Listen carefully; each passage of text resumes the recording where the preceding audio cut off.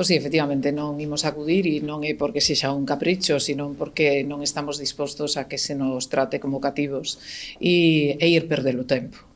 Falase de un cumio do clima e de emerxencia climática e a nosa pregunta que facemos ás distintas comunidades autónomas é que pasou co pacto do ano 2022, que non se desenvolveu, que está pasando co Fondo Social do Clima, que son 9.000 millóns de euros e que non están chegando ás comunidades autónomas, a pesar, por exemplo, de que Galicia presentou antes de a data que estaba preestablecida, que era o 30 de xaneiro, os seus proxectos eran un total de 2.000 millóns de euros, e que está pasando coas conferencias sectoriais, as cales non se nos está convocando e estánse perdendo fondos europeos moi importantes,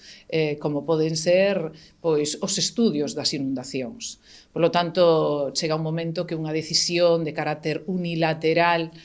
por parte do Goberno central que non benefician absoluto as comunidades autónomas,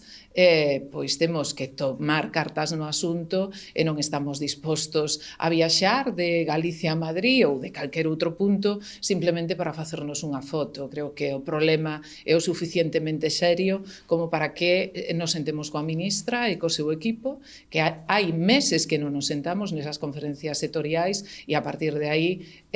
facer un plantexamento, pero que sexa un plantexamento serio, con unha planificación, con un orzamento, algo que non se nos traslada.